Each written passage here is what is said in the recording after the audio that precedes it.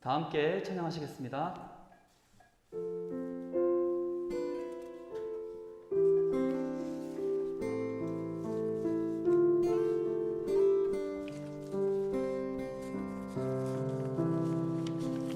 내 안에 가장 귀한 것 예수를 알미라. 금은보다 더 귀한 것 예수를 알미라. 세상 지식보다 귀한 것 예수를 알미라. 내 안에 가장 귀한 것 예수를 알미라. 예수의 이름 존귀한 그 이름. 예수의 이름 능력의 그 이름. 예수의 이름 존귀한 그 이름. 예수의 이름 능력의 그 이름.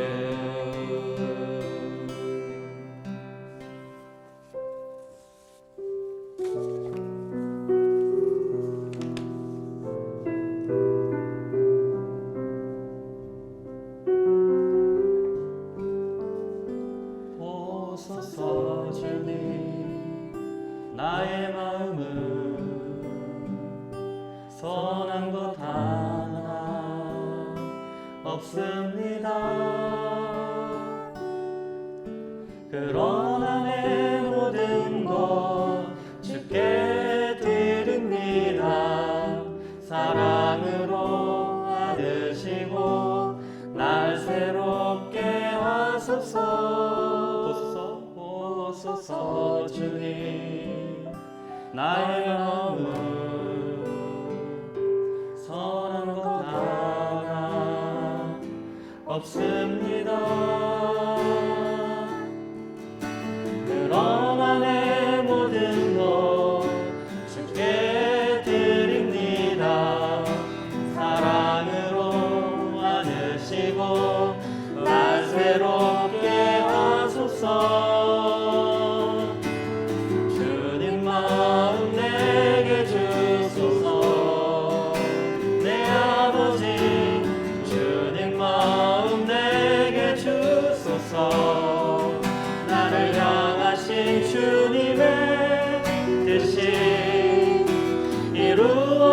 이루어지도록 주님 마음 내게 주소서. 주님 마음 내게 주소서. 내 아버지 주님 마음 내게 주소서. 나를 향하신 주님의 뜻이 이루어지도록 주님 마음 내게 주소서. 주님 마음 내게 주소서.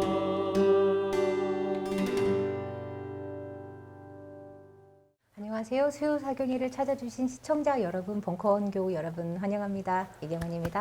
안녕하세요. 안녕하세요, 백미님. 안녕하세요. 반갑습니다.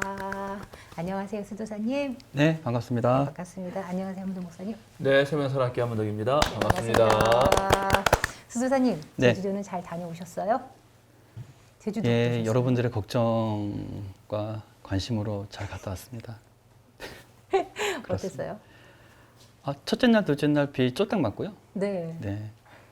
이틀 맑은 날 열심히 제주도 한 바퀴, 두 바퀴 막 돌았습니다. 아, 예, 피곤합니다. 피곤하세요? 네, 놀러 그렇습니다. 갔다 왔는데 피곤하다고 여기서 얘기하면 어떡해요? 죄송합니다.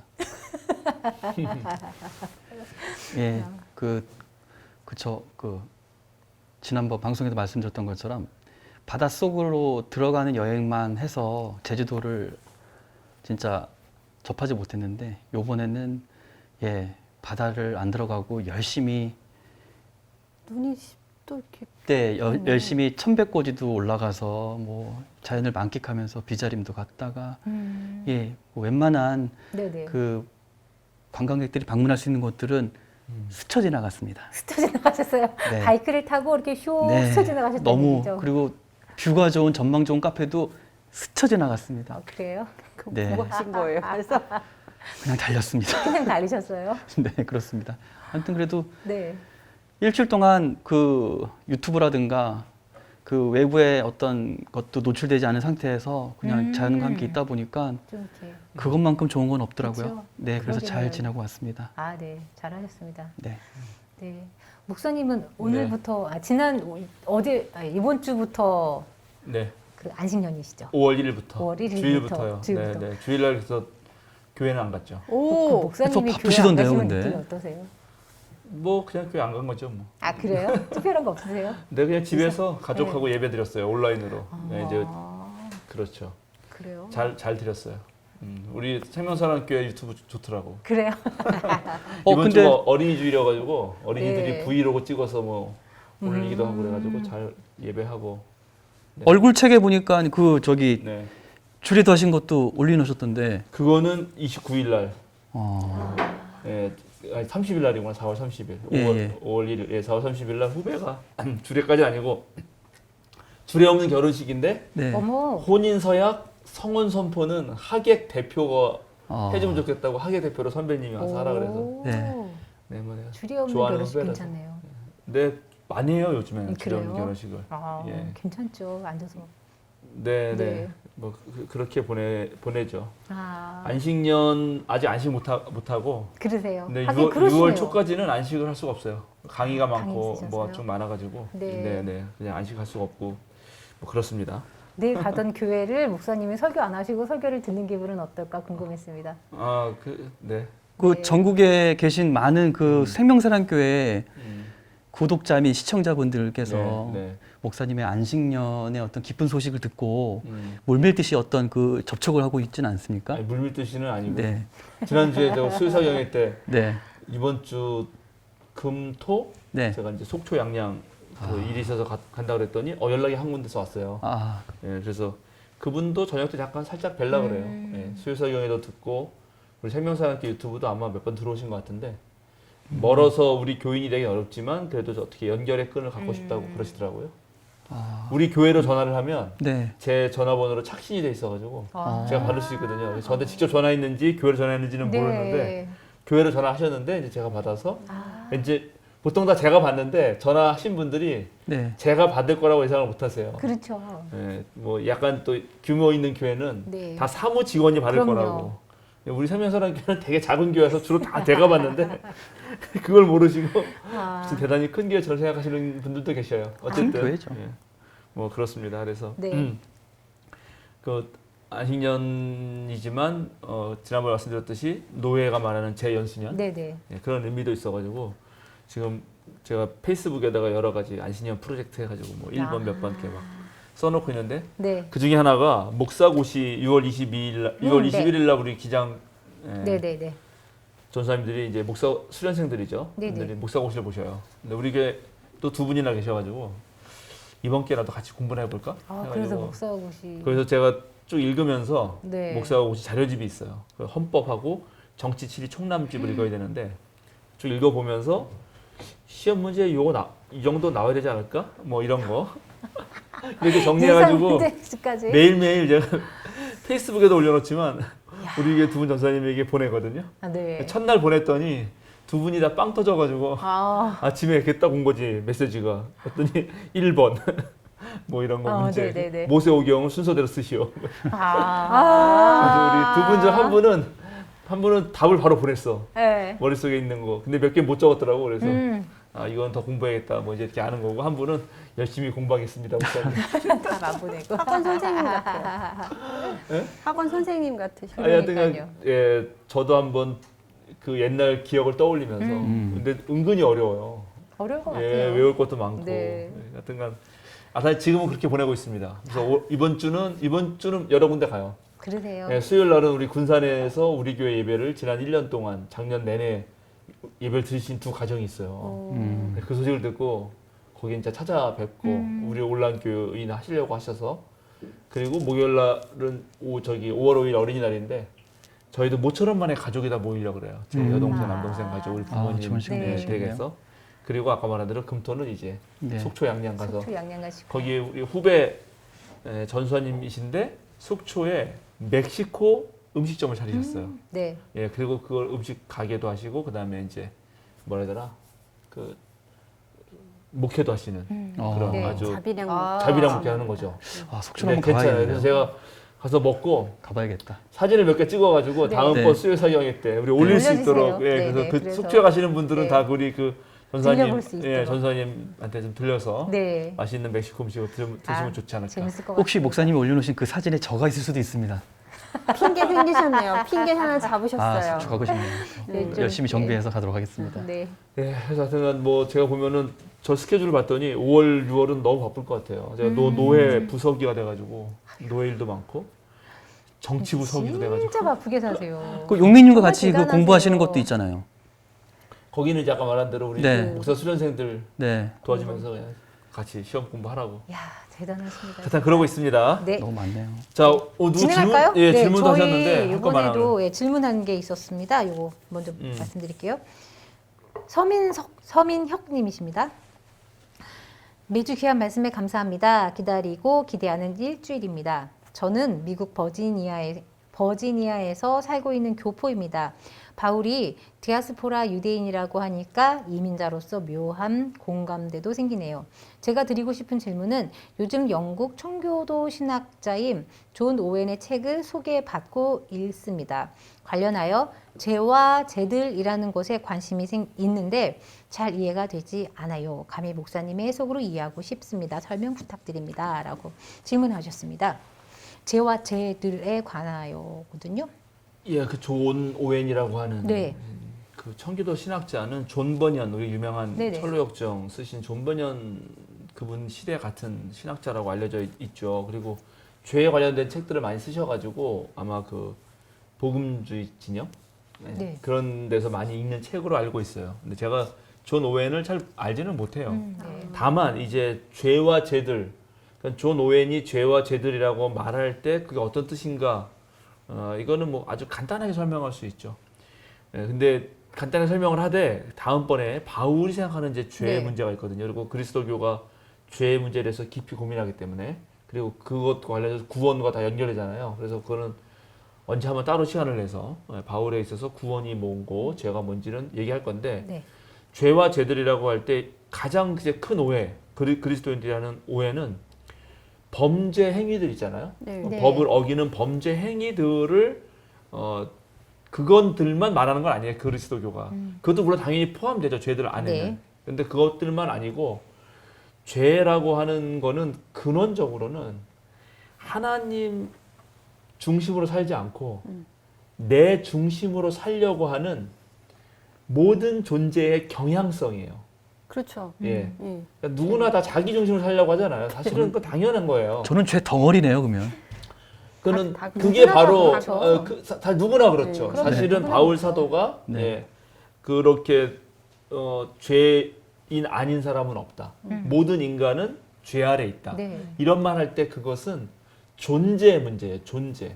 그러니까 그런 존재는 당연히 어떤 행위를 할 거 아니에요.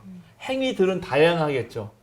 그래서 존재 자체가 이미 죄라고 하는 것에 물들어져 있다 할 때는 죄고 존재의 문제고 네. 그런 죄에 물든 존재가 하는 행위들은 죄들이 되겠죠. 네. 예, 이렇게 하면 가장 간단하게 이해할 수 네, 있어요. 네.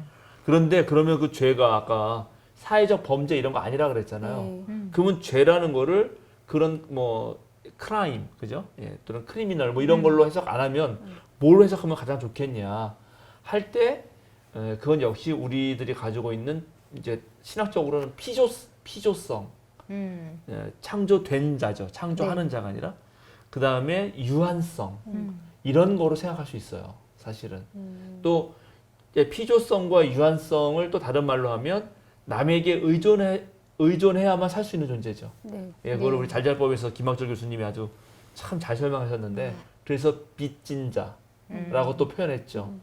죄 주기도문에서 우리에게 죄진 자를 용서해 준 것처럼 할 때 빚진 자를 탕감해 준 것이란 말로 원래 돼 있다. 근데 그걸 죄로 번역한 이유, 죄가 하는 것이 일종의 우리가 빚진 자다. 그러니까 그게 의존하는 존재이고 유한한 존재이고 그 다음에 피조된 존재다. 그럼 반대말이면 뭐겠어요? 창조하신 분이 계시고 무한하시고 완전하시고 자존하신 분이 계시잖아요. 그래서 그런 하나님과 다른 우리 존재를 말하기 위해서 죄란 용어를 쓴 거예요. 그러면은 그리스도교는. 우리 모두가 죄가 있는 사람이다, 죄인이다라는 그렇죠. 얘기가 우리는 피조되고 완전하지 못하다는 의미인 거네요. 그렇죠. 왜냐하면 왜 그런 얘기를 하게 됐냐면 사실 죄 문제를 얘기한 거는 그리스도교가 고통 때문이에요. 네. 우리에게 발생하는 모든 고통. 네네. 고통은 어디서 올까요?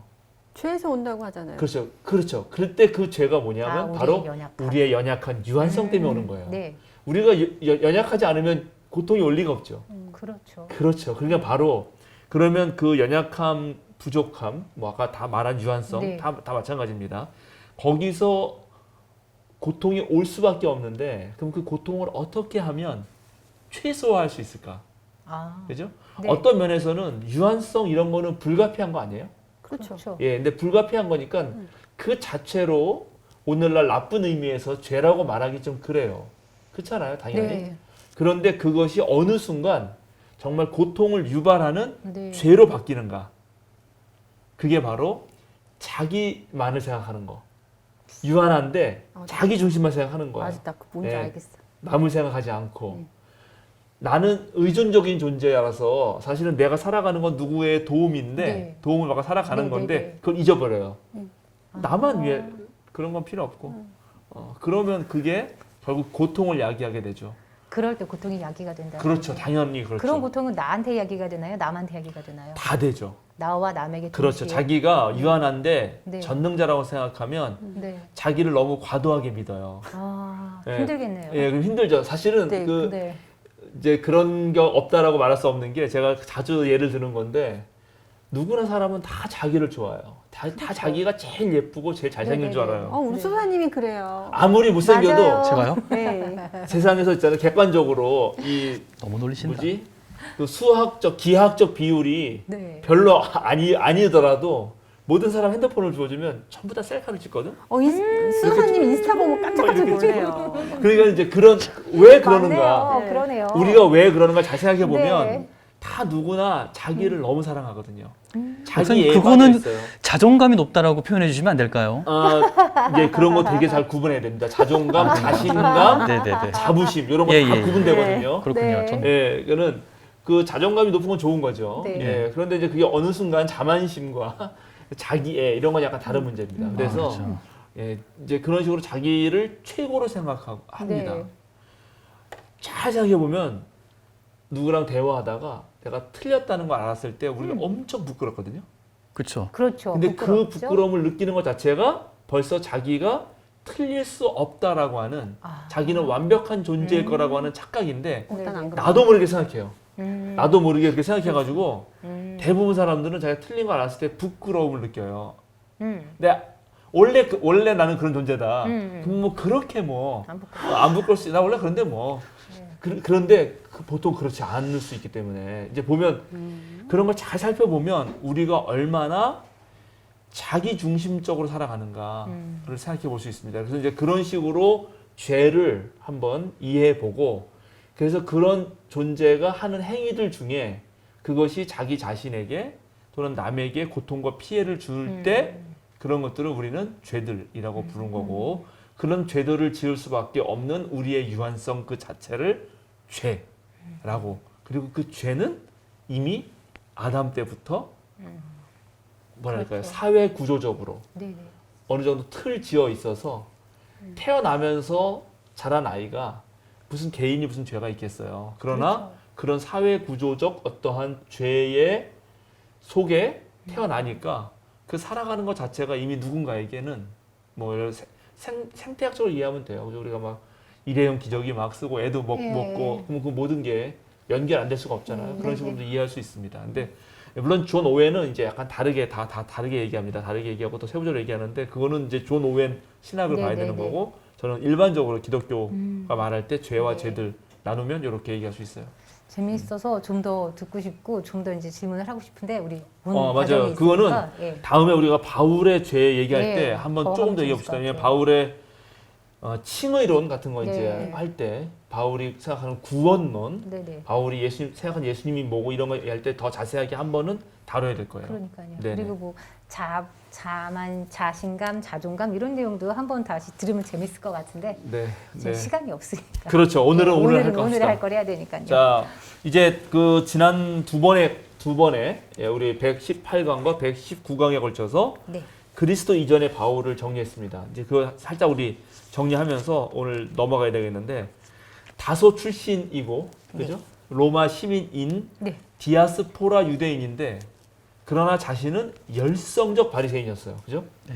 그러니까 아까 이제 여기 그 서민영 님도 외국에서 만약에 그분이 뭐 어떻게 사시는지 잘 모르지만 그냥 뭐 외국에서 사는 디아스포라 한국인이 너무 한국을 사랑한다. 국뽕이다 이러면 이제 근데 거기에 지금 유대인들은 아주 독특한 이 유일신 신관, 다신교 신관에서 완전 다른 유일신 신관을 갖고 있거든요. 이제 이게 문제다. 그리고 네. 자기를 열성 있는 난 열심 있는 사람이다. 내 또래보다 나는 전통 우리 조상의 전통에 난 열성이 있었다. 이 말할 때 바울 사도의 머릿속에는 아마 이런 성서 구절이 떠올랐을 거예요. 이제 이런 걸 하나씩 보고 싶은데 출애굽기 20장 5절 먼저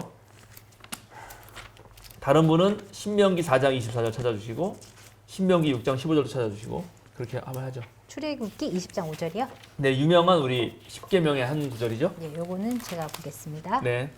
너희는 그것들에게 절하거나 그것들을 섬기지 못한다.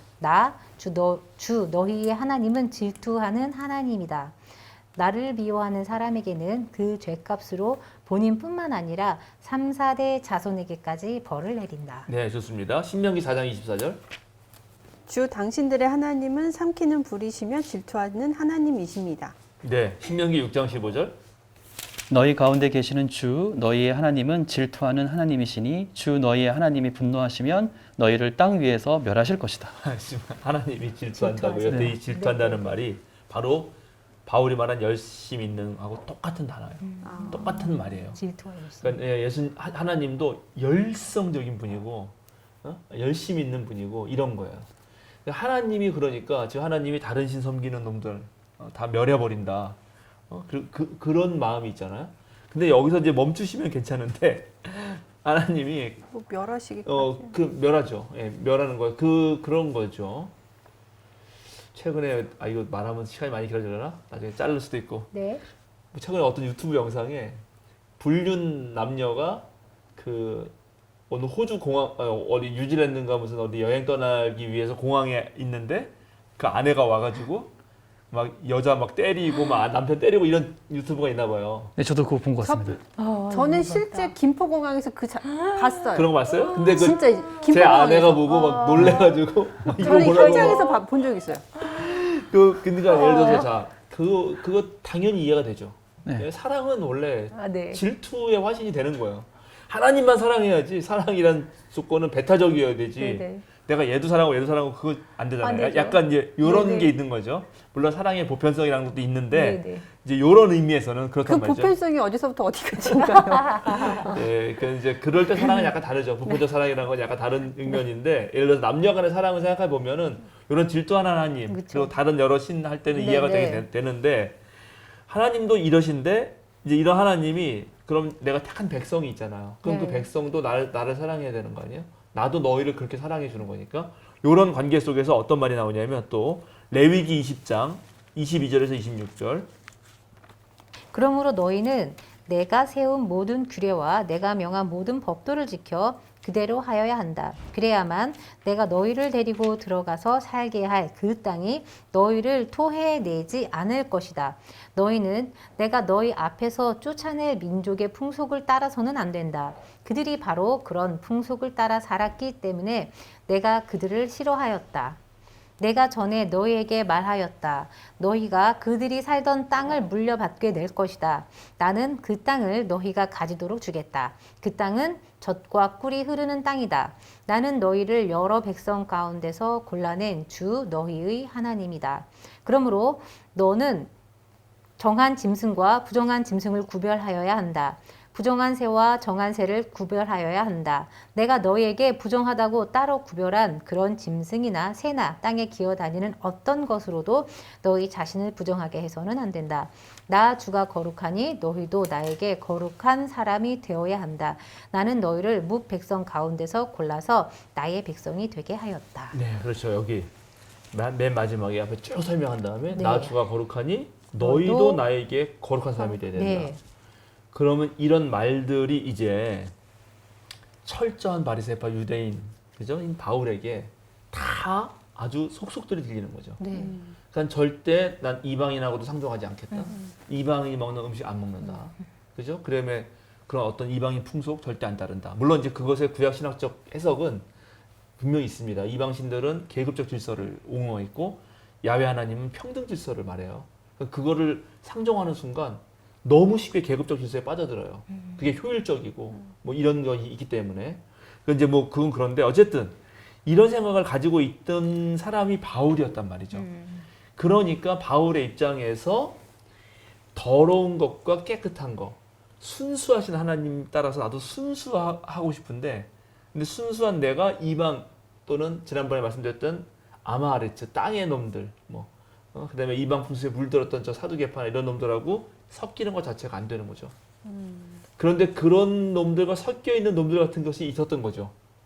그래서 이제 리얼하게 박해를 한 거죠. 아, 그죠? 네네. 철저하게 저런 놈들 내가 거룩하니까 너희도 거룩하라고 하신 대로 나는 거룩하니까 저 거룩하지 못한 놈들을 처단하는 것이 그죠? 우리가 지난번에 강의 때 배웠어요. 비나스처럼 엘리야처럼 네. 그죠? 네, 마카베오의 그 마따디아 가문처럼 네. 그렇게 해야 된다라고 했던 것입니다. 자, 그래서 어떻게 했냐? 또 보죠. 다음 확인을 해야 되니까. 고린도전서 15장 9절. 나는 사도들 가운데서 가장 작은 사도입니다. 나는 사도라고 불릴 만한 자격도 없습니다. 그것은 내가 하나님의 교회를 박해하였기 때문입니다. 그렇죠. 돌아봤을 때 얘기하는 거죠. 갈라디아서 1장 13절. 내가 전에 유대교에 있을 적에 한 행위가 어떠하였는가를 여러분이 이미 들은 줄 압니다.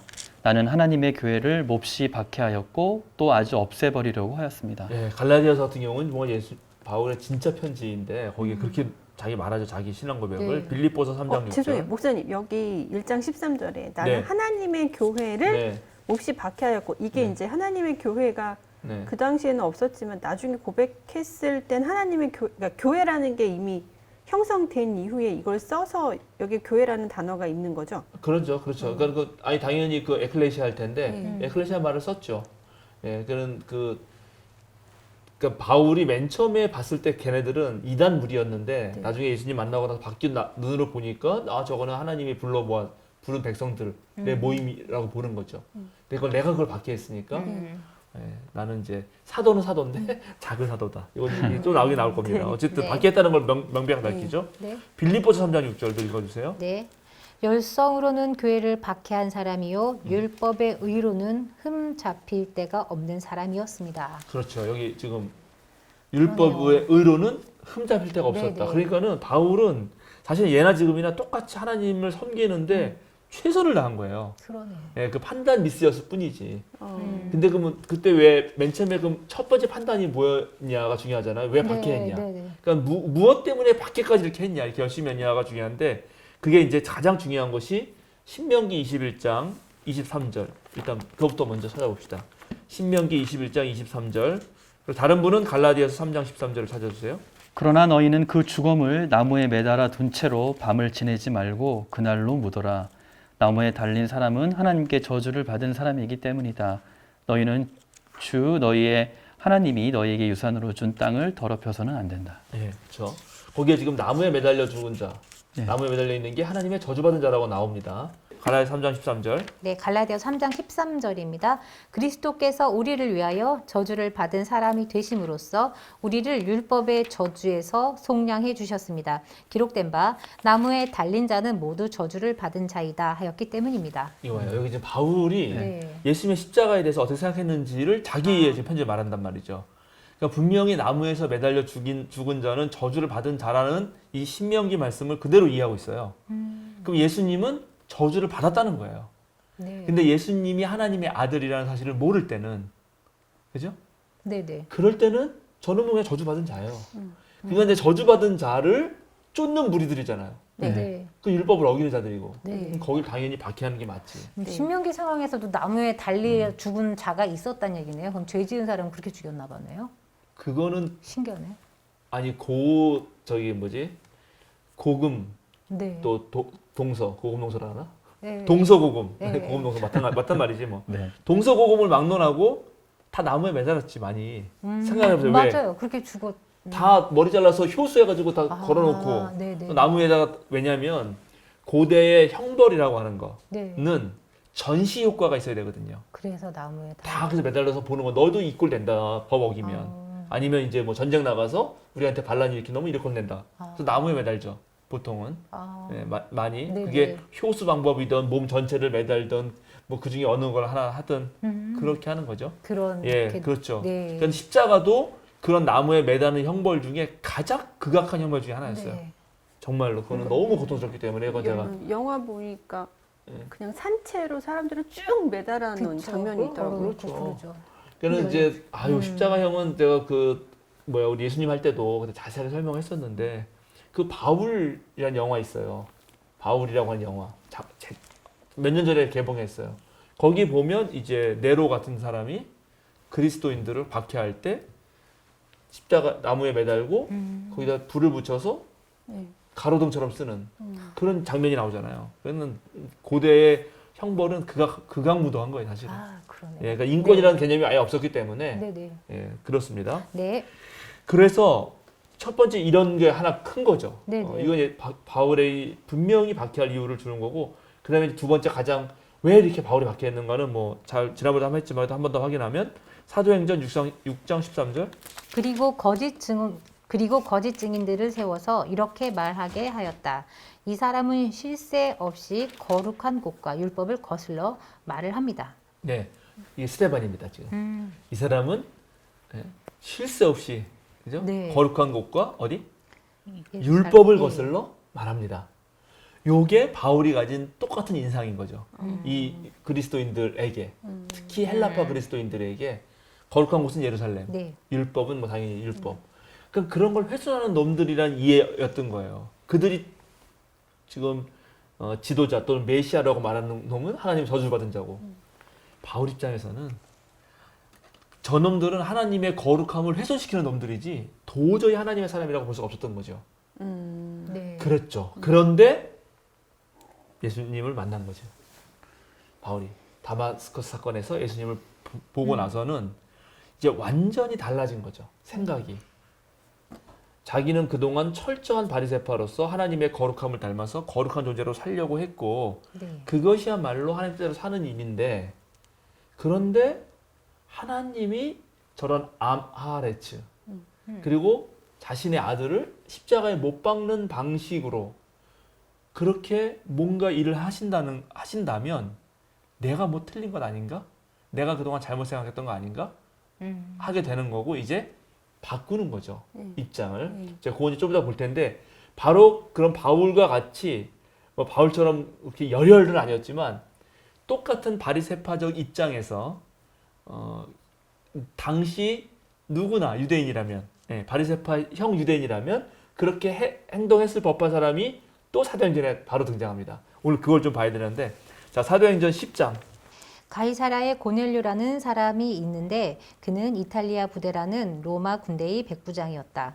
그는 경건한 사람으로 온 가족과 더불어 하나님을 두려워하며 유대 백성에게 자선을 많이 베풀며 늘 하나님께 기도하는 사람이었다. 어느 날 오후 3시쯤에 그는 환상 가운데서 하나님의 천사를 똑똑히 보았다. 그가 보니 천사가 자기에게로 들어와서 고넬료야 하고 말을 하는 것이었다. 고넬료가 천사를 주시하여 보고 두려워서 물었다. 천사님, 무슨 일입니까? 천사가 대답하였다. 내 기도와 자선 행위가 하나님 앞에 상달되어서 하나님께서 기억하고 계신다. 이제 욥바로 사람을 보내어 베드로라고도 하는 시몬이라는 사람을 데려오너라. 그는 무두장이인 시몬의 집에 묵고 있는데 그 집은 바닷가에 있다. 그에게 말하던 천사가 떠났을 때에 고넬료는 하인 2사람과 자기 부하 가운데서 경건한 병사 하나를 불러서 그 모든 일을 이야기해주고 그들을 욥바로 보냈다. 이튿날 저들이 길을 가다가 욥바에 가까이 이르렀을 때에 베드로는 기도하러 지붕으로 올라갔다. 때는 정오쯤이었다. 그는 배가 고파서 무엇을 좀 먹었으면 하는 생각이 들었다. 사람들이 음식을 장만하는 동안에 베드로는 황홀경에 빠져들어갔다. 네, 좋습니다. 일단 거기까지. 네. 여기 좀 제밌는 이야기가 이제 이거 다 아는 얘기죠. 사실은 네네. 고넬료는 이탈리아 부대라는 로마 군대 백부장입니다. 네. 완벽한 이방인입니다. 그죠? 네. 네. 네, 그러나 이 사람은 여기 보면 경건한 사람으로 온 가족과 더불어 하나님을 두려워했다. 네. 그러니까 아직까지는 유대교로 개종한 건 아니에요. 근데 유대교의 그 일신 섬기는 신앙이 워낙 독특했고 성실했기 때문에 아까 이 바리새파만 봐도 알 수 있잖아요. 네네. 얼마나 잘 지켰겠어요. 그걸 보고 저 하나님을 나도 믿으면 좋겠다라고 생각하고 유대인들도 좀 도와주고 백부장이지만 네. 그런 거죠. 우리나라에게 호의를 베푼 일본인 네네. 뭐 이런 느낌이면 리얼하겠죠. 예, 네. 그러니까 일본이란 국가는 좀 문제가 많은데 지금 자민당도 그렇고. 근데 일본인 개개를 만나면 대단히 좋은 사람 많아요, 사실은. 네네. 참 재밌는 건데, 하여튼 그런 일이죠. 그래서 천사가 이제 해가지고 사람을 보낸 거죠. 네. 근데 그때 또 한 장면이 정말 누가의 이 영화 같은 장면. 그래서 싹 가고 있는데 이쪽에 또 베드로가 네. 싹 주민되면서 배고픈데 하고 이제 뭐 좀 네. 먹을까 하고 이제 갑자기 스르르 잠에 빠져들면서 환상이 네. 나오는 거죠. 근데 그 유명한 환상이죠. 그게 아까 뭐예요? 보자기에 내려와서 온갖 부정한 음식들. 그러니까 우리가 레위기 20장 아까 읽었잖아요. 네네. 거기에 너 먹어서 안 되는 것들 먹지 말라고 돼 있잖아요. 네네. 바로 그런 것들이 내려왔단 말이죠. 그리고 잡아 먹으라. 그럼 베드로는 당연히 바리새파로서 부정한 짓을 하면 안 되거든요. 하나님의 거룩을 훼손하는 일이란 말이에요. 레위기 말씀을 지켜야 되니까 주여 난 못 먹습니다. 이거 안 먹었습니다. 근데 그런 일이 3번이나 있고 이제 잠이 깼죠. 네. 예, 그래 놓고 그 다음에 어떻게 되느냐? 바로 베드로와 고넬료가 만나게 됩니다. 네. 그리고 이게 무슨 일인가 하고 가서 베드로가 고넬료 있는 데로 가요. 이제 정말 거기로 가는 거죠. 초청 받았으니까.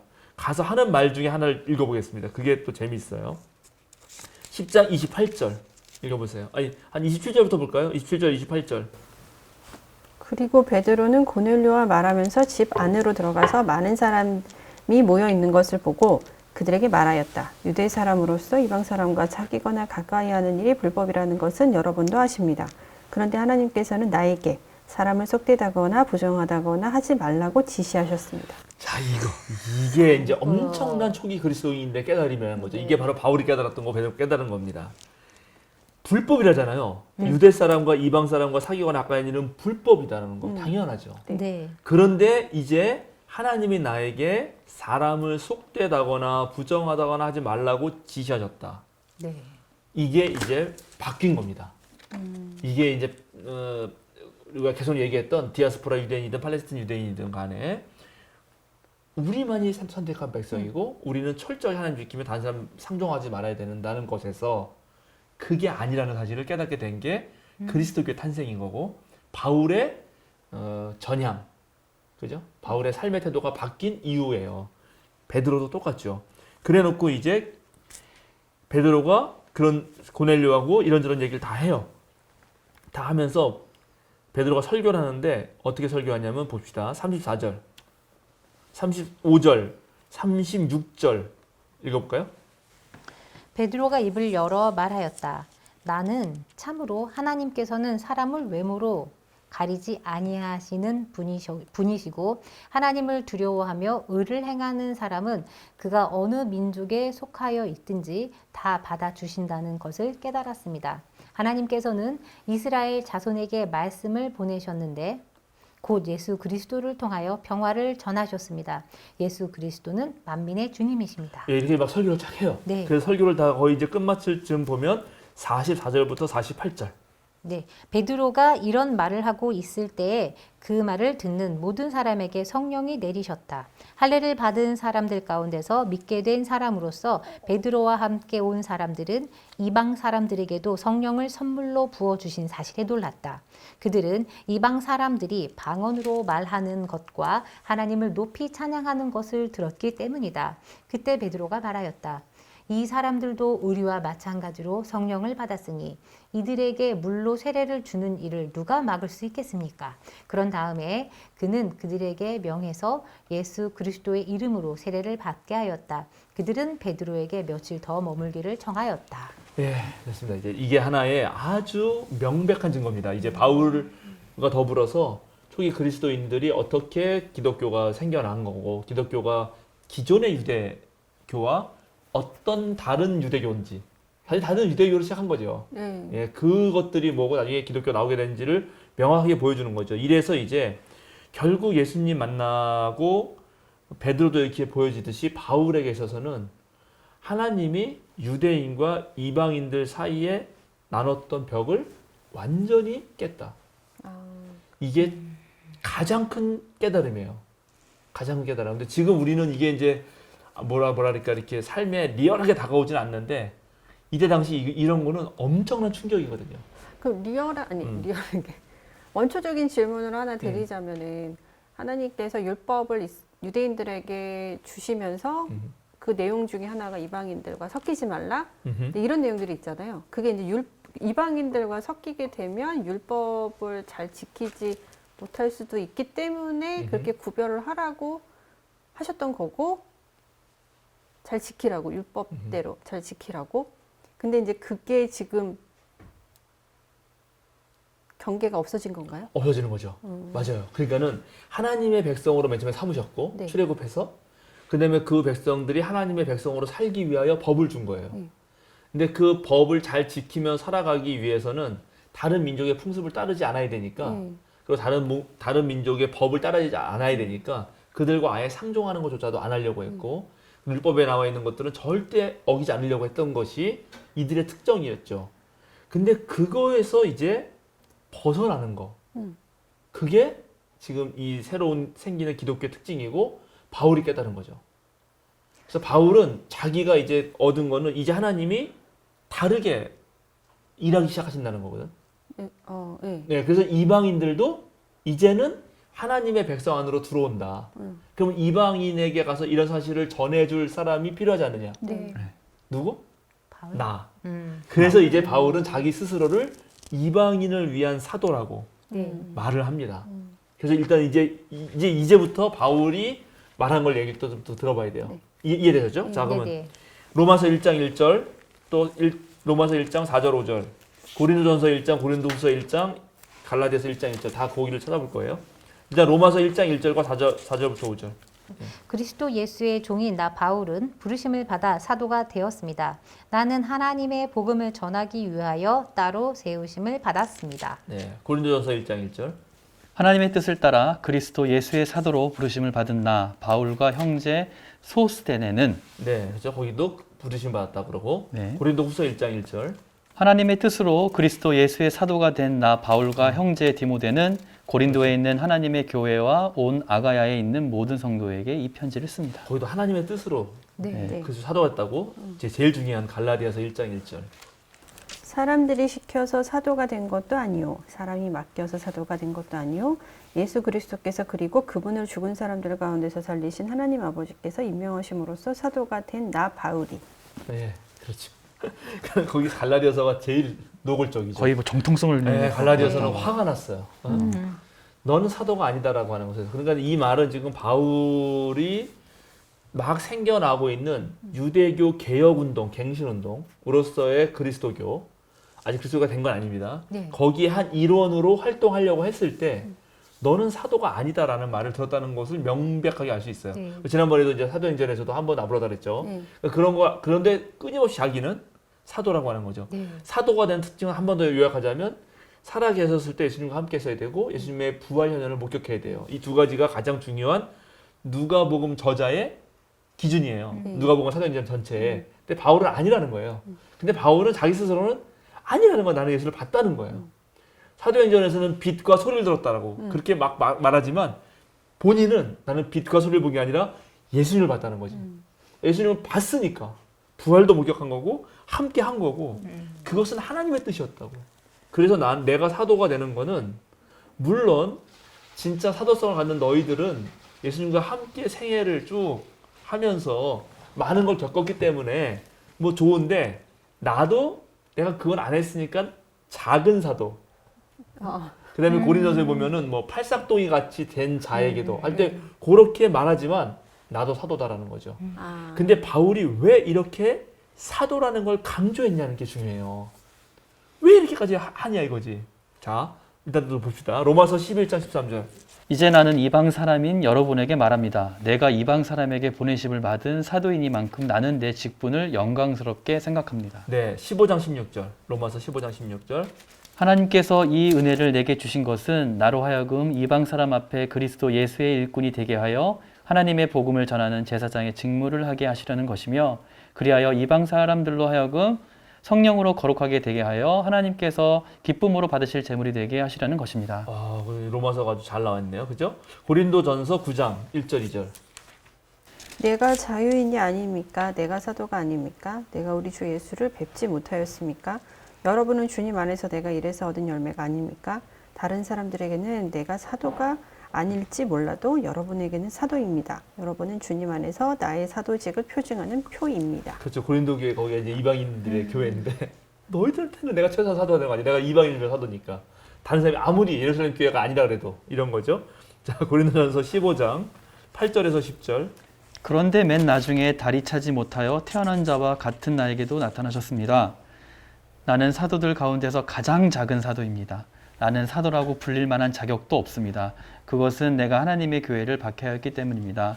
그러나 나는 하나님의 은혜로 오늘의 내가 되었습니다. 나에게 베푸신 하나님의 은혜는 헛되지 않았습니다. 나는 사도들 어느 누구보다도 더 많이 수고하였습니다. 그러나 내가 이렇게 한 것이 아니라 내가 늘 입고 있는 하나님의 은혜가 한 것입니다. 네, 그렇죠. 이렇게 지금 바울이 자신을 사도라고 말하고 그것도 특별히 이방인을 위한 사도라고 말하는 것은 사도가 갖는 일단 권위 때문이기도 하죠. 그 사도라는 말은 원래 세상으로 보내심을 받은 자예요. 그러니까 세상으로 보내지는 거거든요. 그럼 왜 보내지겠어요? 다시 당연히 예수님의 그런 복음, 하나님의 뜻을 전하기 위해서 전해지는 거죠. 그런데 바울에게 더 중요한 거는 그냥 가서 말만 하면 되는가, 예언자처럼 이렇게 보내기만 하면 되는가가 아니라 보내져서 실제로 이방인들을 이 새로 하나님이 그동안 이방인과 유대인을 갈라놓고 유대인만 먼저 택하신 것에서 이제 하나님이 바꾸셔가지고 이방인까지도 자신의 백성을 삼으시려고 하는 뜻을 이루기 위해서 날 택한 거거든. 그러니까는 보내져서 하는 일은 말만 하는 게 아니라 실제로 이방인을 하나님의 백성으로 만들어야 되는 거죠. 네. 이게 바울 사도가 엄청나게 중요했던 거예요. 이 일을 내가 해야 되는데 이 일을 예루살렘의 그 교회의 사도 직분을 가진 자들이 인정해 주라 이거야. 이방인들이 복음 들어오는 거를 아까 베드로한테도 이들이 이제 성령이 내리지 않느냐. 네. 그 성령 내리기 위해서 세를 줘야 되지 않느냐. 이게 막 나오잖아요. 네. 네. 그렇게 된 것처럼 내가 그렇게 하는 거를 인정해 달라는 거죠. 그러면 반대로 생각했을 때 지금 바울은 이방인들에게도 계속 복음을 전하기 위해서 애쓰는 게 느껴지는데요. 그렇죠. 그리고 계속 그거를 그 일을 위해서 나에게도 사도직을 인정해달라고 계속 요청을 하고 강조를 하는데 그럼 반대편에서는 이방인들에게도 그 복음을 전하는 거를 싫어하는 그렇죠. 무리가 있었다는 얘기네요. 그렇죠. 바로 그거예요. 그러니까는 이제 초대 기독교가 이제 일부는 이방인은 여전히 안 된다. 그러니까 예수님 하나님 나라 운동은 그냥 유대교 갱신 운동이지 그게 이방까지 퍼져나가서는 건 아니다라고 생각하는 무리가 있었다는 거죠. 그러니까 거기도 반대해야 되는 거고 그러면 거기에 이제 이방인 나가는 건 누가 나가냐? 그럴 때 베드로는 균형을 잡은 거 사실은. 음. 베드로는 이방도 생각한 거죠. 이 지금 사도행전에 의하면. 네, 고넬료를 예, 예. 보니까. 네. 그래서 이제 사실 베드로가 나중에 안디옥 교회까지 가서 이방 사람 밥도 먹거든. 음. 근데 예루살렘 교회에서 파견한 야고보가 보낸 사람들이 오니까 이게 문제가 될 것 같으니까 자리를 슬금슬금 피한다고. 거기는 그 반대하는 놈들이 많거든 또. 그러니까 바울은 그게 열받는 거지. 하나님의 뜻은 그게 아니라는 거예요. 절대 그게 아닌데 베드로가 왜 입장을 그렇게 애매모호하게. 회색지대로 있느냐. 네. 나처럼 정확히 표시를 해라. 네. 그래서 나도 사도다 그래서. 내가 사도라면 내가 전하는 복음이 맞고 내가 전하는 복음이 맞으면 그 복음은 뭐냐면 이방인에게도 하나님의 은혜와 은총이 부어졌다. 이것 외에 다른 복음을 전하는 놈들은 아웃. 안 된다. 이렇게 말하는 거야, 바울은. 그러면은 강경하게. 바울의 사도성이 인정이 되어야지 되어야지. 바울이 세례를 받은 사람들의 세례가 인정이 되는 건 거죠. 그런 그래서 거죠. 그렇죠. 더 사도권을 그런 거죠. 요구한 거죠. 그렇죠. 자, 그래서 결국은 그렇게 해가지고 복음 전파되고 네. 실제로 기독교인이 돼야 되는 거예요. 네. 바울에 의해서. 예, 자, 그래서 갈라디아서 2장 6절 9절도 한번 볼까요? 2장 갈라디아서 2장 6절에서 9절. 그 유명하다는 사람들로부터 나는 아무런 제한도 받지 않았습니다. 그들이 어떤 사람이든지 나에게는 아무 상관이 없습니다. 하나님께서는 사람을 겉모양으로 판단하지 않으십니다. 그 유명한 사람들은 나에게 아무런 제한을 하지 않았습니다. 도리어 그들은 베드로가 할례 받은 사람에게 복음을 전하는 일을 맡은 것과 같이 내가 할례 받지 않은 사람에게 복음을 전하는 일을 맡긴 것을 알게 되었습니다. 그들은 베드로에게는 할례 받은 사람에게 복음을 전하게 하시려고 사도직을 주신 분이 나에게는 할례를 받지 않은 사람에게 복음을 전하게 하시려고 사도직을 주셨다는 것을 깨달았습니다.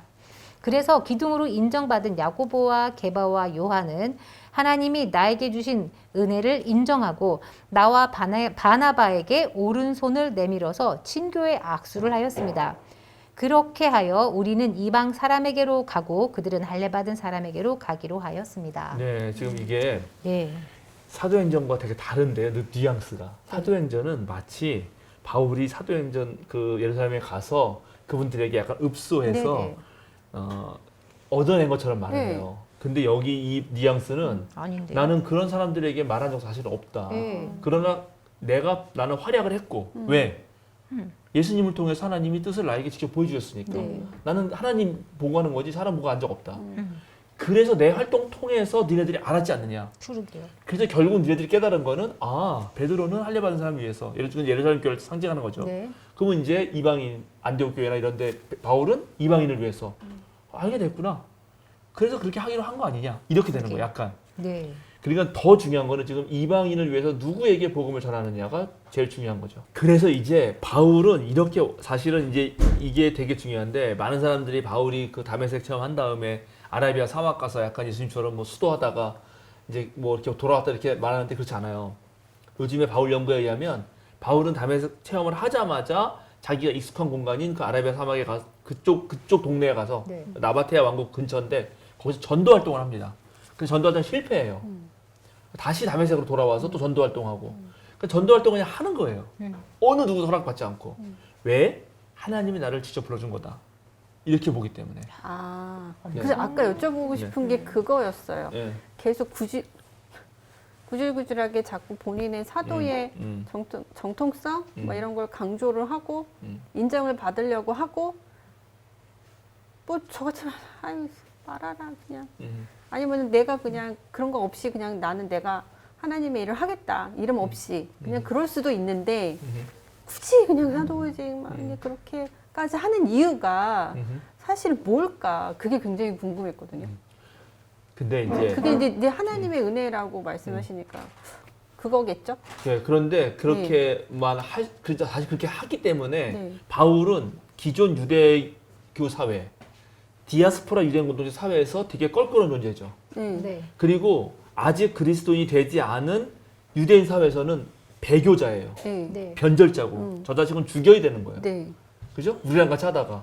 근데 또 이쪽 기독교 쪽에서도 인정받지 못해. 그러니까 바울은 거기서 더 활약하기 위해서는 어느 한쪽에라도 뭔가 힘을 얻어야 될 거 아니에요. 네. 그래서 근데 그 새로 생기는 역시 초기 기독교 공동체에서는 예루살렘 교회가 제일 권위가 있고 제일 세기 때문에 거기랑은 뭔가 연관성을 맺고 네. 싶은 거죠. 계속해서. 예, 이제 그런 건 이해를 해줘야지. 그렇죠. 예, 그런데 이제 문제는 그러면 바울이 나는 이방인의 사도로 부름받았다는 게 이스라엘 전통에서 네. 완전히 빗나간 것이냐? 그렇지 않다는 거예요. 자기는 이스라엘을 위한 사도이기도 하다는 거야. 이게 중요합니다. 이걸 또 많이 모르는데 자 갈라디아서 1장 15절 16절 그러나 나를 모태로부터 따로 세우시고 은혜로 불러주신 분께서 그 아들을 이방 사람에게 전하게 하시려고 그 아들을 나에게 기꺼이 나타내 보이셨습니다.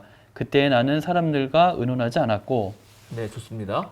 똑같이 예레미야 1장 5절 내가 너를 모태에서 짓기도 전에 너를 선택하고 내가 태어나기도 전에 너를 거룩하게 구별해서 문 민족에게 보낼 예언자로 세웠다. 여기 지금 이 정확하게 네. 바울이 요걸 따라오는 건데 거기에 맨 마지막에 모태로부터 선택하는 말은 똑같죠. 네. 그리고 누구한테 보낸다고? 예레미야를 문 민족. 문 민족이에요. 예루살렘만이 아니에요. 문 민족. 자 이게 중요하고 그 다음에 이사야 49장 1절에서 6절 이사야 49장 1절에서 6절 1절에서 6절이요? 네. 너희 섬들아 내가 하는 말을 들어라. 너희 먼 곳에 사는 민족들아 귀를 기울여라. 주님께서 이미 모태에서부터 나를 부르셨고 내가 어미의 태 속에서부터 내 이름을 기억하셨다. 내 입을 날카로운 칼처럼 만드셔서 나를 주님의 손그늘에 숨기셨다. 나를 날카로운 화살로 만드셔서 주님의 화살통에 감추셨다. 주님께서 내게 말씀하셨다. 이스라엘아, 너는 내 종이다. 내가 내 명광을 나타낼 것이다. 그러나 나의 생각에는 내가 한 것이 모두 헛수고 같았고 쓸모없고 허무한 일에 내 힘을 허비한 것 같았다. 그러나 참으로 주님께서는 나를 올바로 심판하여 주셨으며 내 하나님께서 나를 정당하게 보상하여 주셨다. 내가 태어나기도 전부터 주님께서는 나를 그의 종으로 삼으셨다.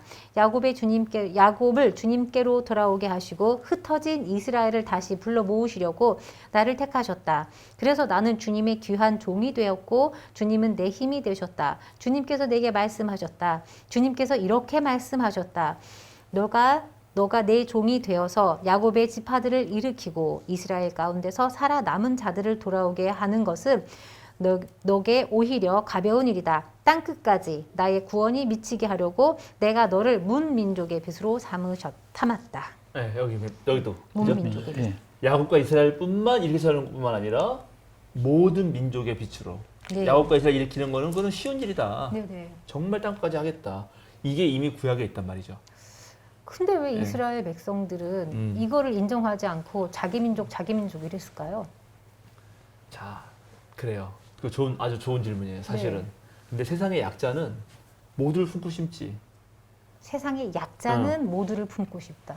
사실은 모두와 친구하고 싶죠. 약자는요? 그렇지 않아요? 그렇겠죠. 약자니까 친구가 많으면 좋겠죠. 네. 근데 살아가면 그렇게 되는가? 예를 들어서 힘센 애들은 나 친구 잘 안 해줘요. 힘센 애들은 친구 안 해주죠. 네. 그러면 이제 한이 쌓이지. 네.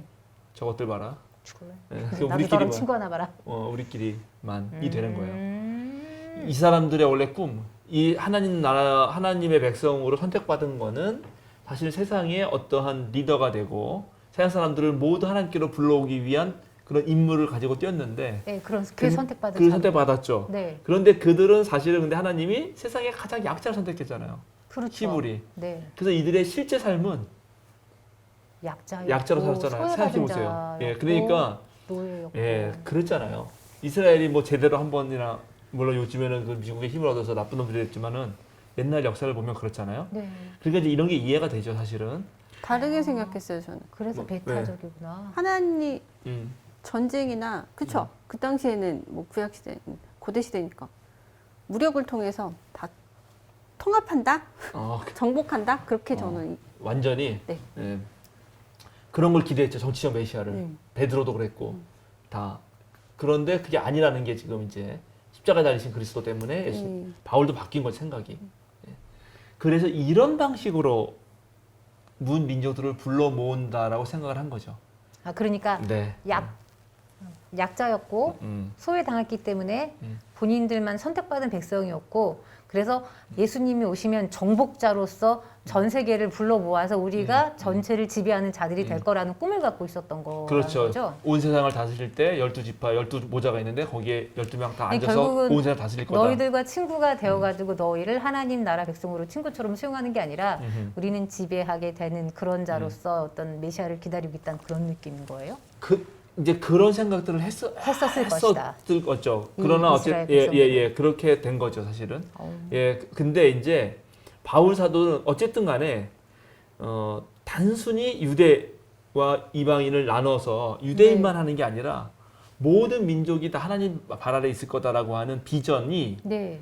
유대 전통에도 있었다는 거죠. 그럼 유대 전통에 네. 있었던 전통을 유대인들은 잊어버리고 있었는 거고요. 그러니까 유대인들은 그 삶 속에서 그걸 실제로 실현할 수가 없었기 때문에 네. 늘 약자로 살았으니까 네. 늘 당하던 사람이 모든 사람과 친하게 지낸다는 거, 모든 사람 하는 품을 끌어들이는 게 보통 일은 아니죠. 아, 그러니까 오히려 적대감, 네, 적의심이 많겠죠. 생겼고 네네. 그 적의심에 대하여 이제 진짜 하나님의 정의는 저놈들을 물리치고 우리가 윗자리에 서서 모든 걸 다스리고 강제로 끌어오고 이렇게 생각했을 텐데 예수님도 그거는 안 된다. 원수를 했던 거고. 사랑하라 뭐 이런 그렇죠. 거니까 그리고 싫었겠네요. 바울 사도도 이제 네. 십자가에 달리신 예수님이 부활했다는 네. 사건 속에서 새로운 생각을 하는 거죠. 음. 그리고 그걸 이제 얘기를 하는 겁니다. 아, 네. 그리고 사실은 그런 게 이미 아브라함을 불렀을 때부터 그죠? 창세기 12장 1절 3절에서 나와라 해놓고 내가 너를 문 민족의 복의 근원이 되게 하겠다. 그 말은 결국 여기를 통해서 복이 나가는 거죠. 네. 전쟁이 나가는 게 아니라. 그렇죠. 그렇죠. 그리고 하나님이 아브라함이 약속한 게 많은 자손, 네. 땅 이런 거거든요. 근데 이런 것들 복의 근원 이런 것들을 바울이 그럼 어떻게 해석하는지를 살펴보면 돼요. 갈라디아 3장 16절. 그런데 하나님께서 아브라함과 그 후손에게 약속을 말씀하실 때에 마치 여러 사람을 가리키는 것처럼 후손들에게 라고 말씀하시지 않고 단 한 사람을 가리키는 뜻으로 너의 후손에게 라고 말씀하셨습니다. 그 한 사람은 곧 그리스도이십니다. 그렇죠. 이게 지금 바울이 아주 깨달은 거예요. 이해 안 돼요. 예, 이해 안 될 거예요. 여태까지는 그러니까 이제 그 맥락은 아브라함의 믿음으로 구원받았다. 그럼 믿음이라는 말은 누굴 믿는 거냐? 그리스도를 믿음이다. 이렇게 바울이 다 해석해내는 거예요. 네. 근데 그 전에는 유대 사람들은 아브라함의 자손들, 유대 혈연, 요걸로만 생각했다는 거죠. 근데 그게 아니라는 거예요. 아브라함이 구원받은 거는 그 사람이 혈연 때문에 구원받은 게 아니고 그의 자손들도 혈연 때문이 아니다. 그거는 바로 예수 그리스도를 믿음으로. 그 믿음의 조상이 아브라함이지. 이렇게 말하는 거예요. 말을 바꾸는 거지. 예, 그래서 모든 후손들이 하나님이 너의 후손들에게 약속을 해준 것이라는 말이 유대인들 너희들은 유대교 민족만 생각했을지 모르지만 내가 봤을 때는 그건 하나님이 아브라함의 믿음을 보신 건데 그 믿음이라는 말은 바로 예수 그리스도를 믿음이라는 말이고 그때 너의 후손이라고 말한 거는 바로 아브라함의 믿음을 보고 말한 거다. 근데 이제 아브라함 때는 예수 그리스도가 없었잖아요. 없었죠. 근데 아브라함의 믿음이 예수 그리스도에 대한 믿음이라고 설명해 놓은 근거는 어떻게 된 걸까요? 그러니까 뒤에 해석하는 거죠. 뒤에 결국 다 해석하는 뒤에 해석하는 거죠. 당연히 그렇지. 예. 아브라함을 믿음의 조상이라고 하잖아요. 그렇죠. 근데 그러면은 믿음의 조상이라고 하는 걸 바울이 얘기한 건데 그렇죠. 그 전에도 그러면은 그거 관계없이 그냥 유대 민족들에게는 아브라함이 믿음의 조상으로 그냥 다 인식이 돼 있었던 건가요? 자신의 원류지, 자신의 원류. 아브라함이. 그럼 아브라함은 자신의 원류죠. 자신의 종족의 제일 아버지 이런 분인 거죠. 예. 그리고 하나님이 그 아브라함을 택했고 그래서 아브라함의 자손들 전부 혈연적인 자손들은 전부 하나님의 백성이다. 요거에 머물렀단 말이죠. 근데 여기에 그러면 이방인들이 포함되지 않잖아요. 네. 근데 이걸 바울이 바꿔야 될 거 아니에요. 하나님이 아브라함을 택한 거는 믿음 때문이다. 믿음. 예, 그렇죠. 그러면 믿음이고 그 믿음 때문에 너의 후손이라고 말한 거다. 아브라함을 유독 집어서 너라고 말한 건 네. 아브라함의 혈통이 아니라 아브라함의 믿음을 본 거다. 그러면 그 믿음의 지금 믿음 때문에 누구나 하나님 자손이 될 수 있는 사람은 누군가? 그건 아, 그리스도를 예수님? 믿음이다. 아, 이렇게 바꾸는 거예요. 이렇게 되면 이제 그리스도를 믿는 사람은 누구나 혈통과 상관없이 되잖아요. 네. 이렇게 이제 약속이 그렇게 이루어진다라고 바울이 해석해내는 거지. 그럼 궁금한 거는 이 해석을 음. 깨달음? 바울의 어. 깨달음인 건가요? 그렇죠. 바울, 그렇죠. 그럼 그렇죠. 그럼 기존의 유대인들을 음. 뭐 기존의 이제 유대인들 중에서 예수님을 믿는 그 공동체 사람들은 되게 싫었겠네요. 인정하지 않았을 것 같아요. 네. 반발이 심했을 것 같은데요. 네. 이 바울의 이 말이. 왜냐면 그들이 여태껏 믿어왔고 해석했던 것과는 다른 해석을 한 바울의 해석이 싫었을 것 같아요. 그러니까 유대인들은 이 해석 안 따르죠. 그러니까 지금도 예수님 안 믿지. 그러나 예수님을 믿는 그리스도인들은 이 해석이 옳다고 생각하겠죠. 네. 지금은 우리는 이 해석이 맞다고 생각하는데 그 그렇죠. 당시에 유대인들은 유대인들은 당연하죠. 아니 그 공동체 그렇죠. 그리스도 공동체 아니 사람들도 그리스도 싫었을 것 같아요. 공동체도 예. 이제 거기서 생각이 갈릴 텐데 예. 거기서 갈리겠지만 그래도 믿음이 뭐냐가 이제 중요한 거지. 아 믿음? 예, 믿음과 복음이 뭐냐. 이런 게 중요한 거예요, 사실은. 그래서 이제 복음에 대한 해석이 다를 텐데 네. 여전히 유대의 종족 전체성, 예. 민족 정체성을 확보하면서 예수님의 복음을 가지려고 하는 사람들. 그러니까 예를 들어서 유대교의 갱신으로서만 예수님의 복음을 생각하려는 사람들은 바울이 싫었겠죠. 네. 근데 그렇지 않은 사람들은 바울에게 동조했겠지. 아. 그렇죠. 네. 이게 대단히 중요하죠. 그래서 그 다음에 땅의 약속은 로마서 4장 13절. 로마서 4장 13절. 아브라함이나 그 자손에게 주신 하나님의 약속, 곧 그들이 세상을 물려받을 상속자가 되리라는 것은 율법으로 된 것이 아니라 믿음으로 얻은 의로 된 것입니다. 예, 여기도 마찬가지예요. 여기도 이제 하나님 백성에게 땅을 주겠다. 창세기 12장 1절 3절에서 약속하실 때 너희 자손들을 주고 자손들이 엄청 많게 해주고 땅을 주겠다 이렇게 말한 거를 바울이 이렇게 해석을 해내는 거예요. 그것 또한 율법을 잘 지키면 땅을 얻는다 이런 게 아니라 예수 그리스도를 믿으면 그거에 대한 하나님 나라의 상속자가 되어서 유업을 얻는다. 아, 여기서는 전부 다 예수님을 바꾸는 거죠. 네 여기서의 땅은 그런 세상의 땅이 아니라 하나님 나라의 유업으로 이렇게 다시 그런 해석을 거죠. 한 거네요. 사실은 그런 거죠. 예, 그 유대인들은 워낙 원래부터 땅을 잃은 백성들이니까 네. 땅에 대한 소망이 엄청 크거든요. 네네. 예, 근데 그걸 이런 식으로 바꿔내는 거고, 근데 그것도 땅을 얻으려면 율법을 지켜라 이건데 여기는 그게 아니라 이 세상에 하나님의 유업을 얻으려면 예수님을 믿어라 이게 바꾸는 거고. 갈라디아 3장 8절에서 9절. 또 성경은 하나님께서 이방 사람을 믿음으로 의롭게 하여 주실 것을 미리 알고서 아브라함에게 모든 이방 민족이 너로 말미암아 복을 받을 것이다 하는 기쁜 소식을 미리 전하였습니다. 그러므로 믿음으로 사는 사람은 믿음을 가진 아브라함과 함께 복을 받습니다. 그렇습니다. 그러니까 지금 이게 뭐냐면 아브라함을 놓고 하는 해석이 바울에게서 완전히 새롭게 해석되는 거예요. 이렇게 이해하면 가장 좋아요. 아브라함은 유대 민족의 아버지예요. 우리는 단군 자손이야. 하나님은 그 단군 자손이면 단군을 만들어준 그 위에 환웅인가? 환웅이 있지. 환웅이 만약에 단군에게 너의 자손에게 내가 복을 주고 너의 자손 늘어나게 하겠다. 너에게 모든 복의 근원이 되게 하겠다. 그럼 내가 내려준 8조 금법? 고조선에 그런 법을 지켜라 이렇게 말했단 말이죠. 그럼 모든 유대인들이 나는 단군 자손이니까 그 법을 지킬 거고 태어나면서부터 단군 자손이니까 난 이미 하나님 선택받은 백성이고 이렇게 생각한 거죠.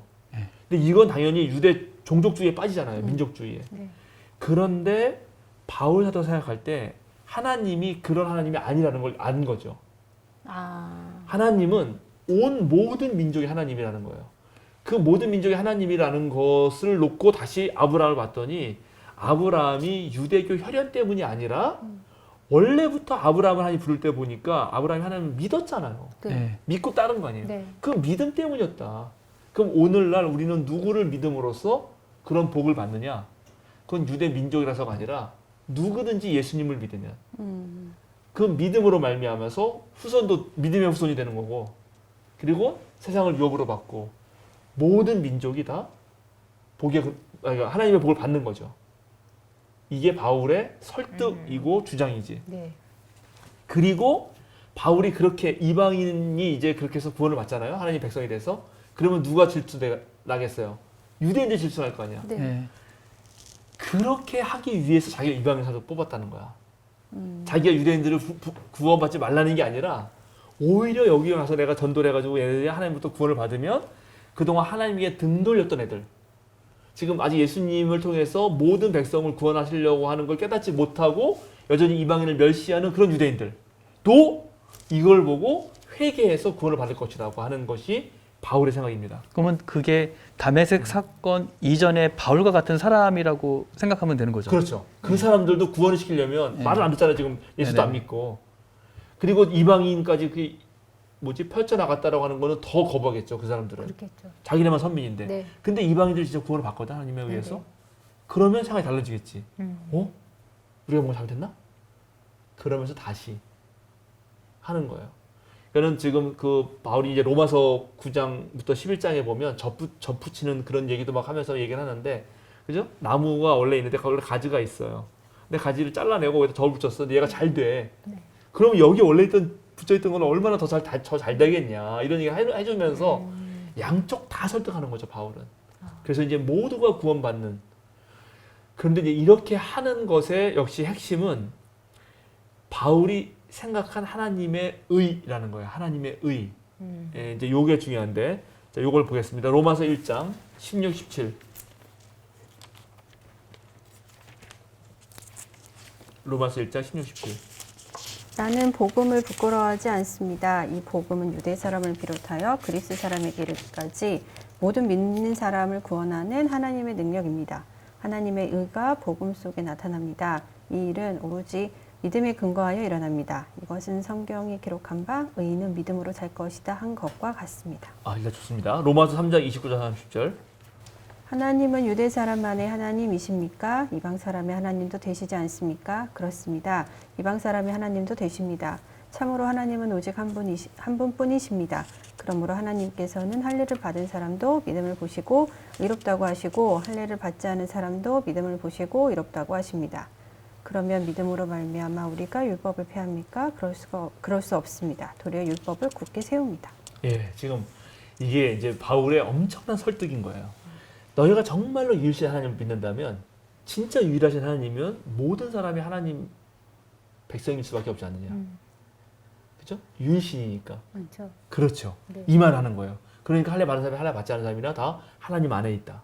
이렇게 말해야 된다는 거고. 이게 이제 바울의 깨달음이죠. 그런데 바로 그것을 여태까지는 몰랐잖아요. 모두가가 아니라 자기네들만 있는 네, 그런 네, 걸로 네, 알았잖아요. 네. 그런데 지금 복음은 뭐냐? 복음은 자기네만 있는 게 아니라 모두에게 하나님의 그런 구원하는 능력. 그죠? 모든 믿는 사람을 구원하는 하나님의 능력이 드러난 것. 이게 복음이에요. 바울에게. 이 복음을 무시하면 안 되죠. 예, 이걸 깨달은 거야, 바울이. 이제 복음은 누구에게나 간다. 그걸 위해서 심지어 예수 그리스도가 저주까지 받으면서 한 거다. 누구에나 하기 위해서. 이것이 갖는 의미가 대단히 중요합니다. 근데 이거는 구약에 뭘 깨트리냐면, 자, 구약에 하나님의 말씀을 대로 지키는 사람은 복을 받고, 지키지 않는 사람은 벌을 받고, 네. 그래서 벌을 받는 놈 벌을 받는 것. 네. 이게 정의거든요. 네. 그런데 바울은 그게 아니죠. 그렇죠. 하나님이 모두를 사랑하셔서 모두를 구원하실 거라고 하는 거. 그래서 그동안에 그런 어떤 행위의 잣대를 놓고 네가 정결하냐 부정하냐를 나누어서 부정한 놈은 지옥에 보내는 것. 이것이 정의라고 하는 생각을 깨트리는 거예요. 오히려 그것보다는 훨씬 더 같이 더 하나님의 은혜를 믿고 다 용서받은 자로 살아가는 것.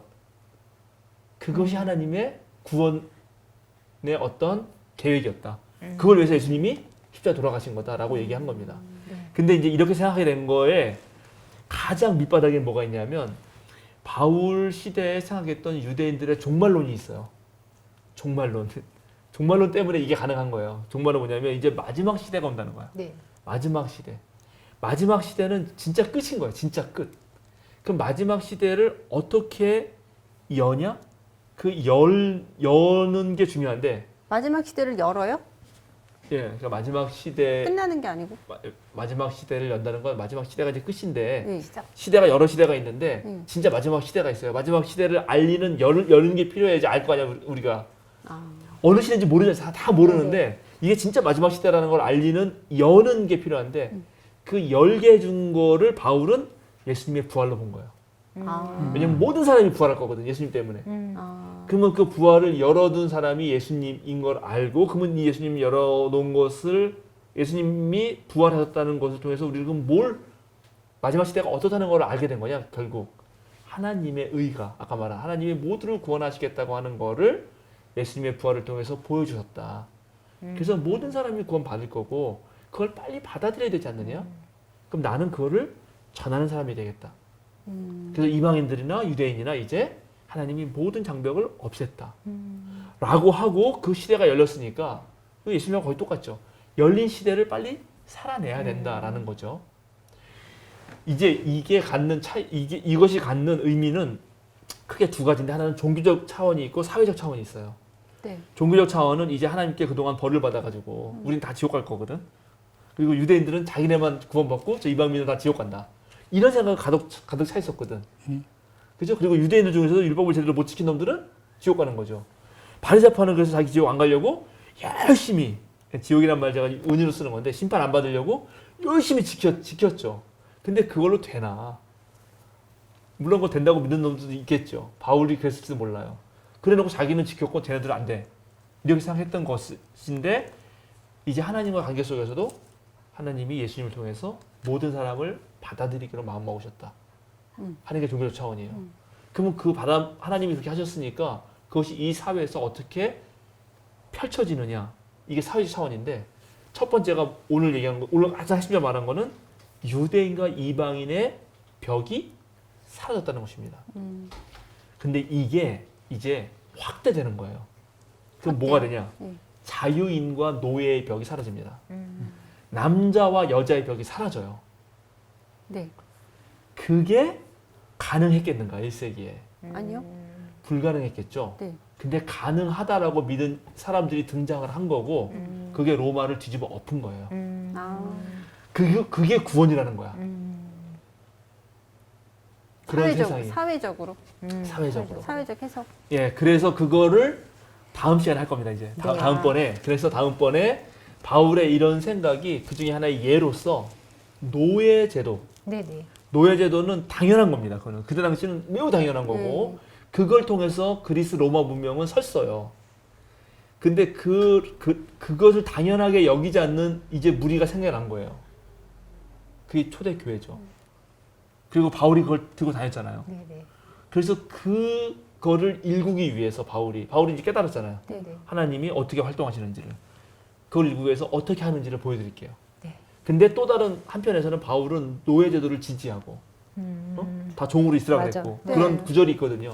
그래서 노예제도 찬성론자. 네네. 그래서 바울에 대한 엄청난 비난이 쏟아졌어요. 네네. 그래서 그 얘기를 먼저 읽고 네네. 그거는 바울에 대한 오해다. 네네네. 바울은 진짜 이랬다 하는 걸 네네. 보여줄 겁니다. 네, 감사합니다. 오늘도 시간이 아, 많이 오늘 지났네요. 이게 조금 좀 설명을 하려니까 쉽진 않았는데 네. 어쨌든 이제 이 정도 이해하시면 되죠. 네네. 바울은 그전엔 철저한 바리새파에서 이제 그건 교회 박해자에서 복음 전도자로 바뀌었고, 복음 전도자가 되기 위해 자기가 사도란 사실을 만방에 기억하게 했고, 그 복음 전하려고 했던 복음의 핵심은 하나님의 의가 이제 누구에게나 드러났고, 네. 그 누구에게 들었다는 것을 알게 된 건 예수님이었고, 그래서 예수님을 믿는 자는 누구나 다 구원에 이르게 된 것이다.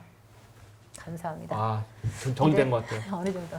한마디씩 어떻게 하시겠습니까? 바울의 노고가 너무 느껴졌어요. 네.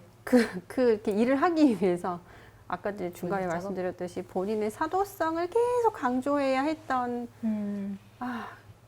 그런 고생했네 이런 마음 들겠네요. 뭐라고 해야 되지? 고생했다. 고생이라기보다는 참 힘들었겠다. 네네.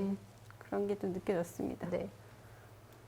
그리스도인이라면은 그 좋은 소식이라면 누구나 나눌 수 있어야 되는데, 그 유대인들이라는 그 사람들은 어찌 보면 자기네들만 좋은 것을 갖고 있고 이방 사람들은 그러지 않아도 된다라는 생각을 하고 있었던 건 아닌가. 그렇게 그 부분에서 현실적인 차용을 한다면 저도 없지 않아 그런 부분이 있었던 것 같기도 하고. 왜냐면 그런 게 있잖아요. 이렇게 뭐 좋은 게 있으면 나누는 것이 그게 맞긴 맞는데 이 사람한테는 좀 이 부분은 나누고 싶지 않다 하는 그런 마음도 사실 없지 않아 있었거든요. 반성하세요. 저한테 많이 그러잖아요. 예. 그래서 그런 부분들의 모습도 저도 비단 네. 다르지 않기 때문에 더욱더 그 바울을 알아감에 있어서 많은 변화가 있을 수 있도록 노력하겠습니다. 하겠다가 아니라 노력. 그 바로 되진 않잖아요. 바로 됩니까? 나는 안 돼요. 네, 그렇다고요. 네. 저는 바울이 이렇게 유대 민족에 있는 이방인들에 대한 그 개념을 깨는 거가 나중에는 결국 남녀, 종까지 갈 수 있었다라는 생각이 참 새롭게 와닿습니다. 네, 그렇습니다. 그러니까 하나님의 올바름, 하나님의 의라는 게 뭐냐면 하나님의 의는 책임성이에요. 책임성. 하나님이 자신의 백성을 선택했다면 내가 그 백성을 위해서 나도 최선을 다해서 끝까지 신실하게 돌보겠다 하는 말이에요. 그 말 뜻 그대로 하면은 그게 하나님의 의예요. 하나님의 의무지, 하나님의 올바름 어떤 면에서. 근데 그게 옛날에는 유대인에게만 그런 줄 알았는데 그게 아니라 하나님이 모두를 네. 구원하시겠다라고 하는 것입니다. 바울이 그걸 깨달은 거예요. 예수님을 통해서. 그러니까 예수님 만남을 통해서. 예, 그래서 초대 기독교도 새롭게 이야기 된 거고. 자, 기도하고 마치겠습니다. 네. 주님 감사합니다. 이방인의 사도로서 또 이스라엘의 사도로서 그리고 궁극적으로 하나님 나라를 기대하며 꿈꾸며 일했던 사도로서 바울의 모습을 다시 한번 생각해 보게 됩니다. 이제 바울이 실제적으로 하나님의 뜻을 따라서 예수님을 통해서 새롭게 얻은 그 복음의 소식대로 어떻게 살아가는지 살펴보게 됩니다. 그런 모든 과정에서도 주님 함께 하시고 우리가 바울의 뒤를 이어서 오늘날도 하나님의 의를 널리 전하는 저희가 되게 하옵소서. 감사드리며 예수님의 이름으로 기도드립니다. 아멘.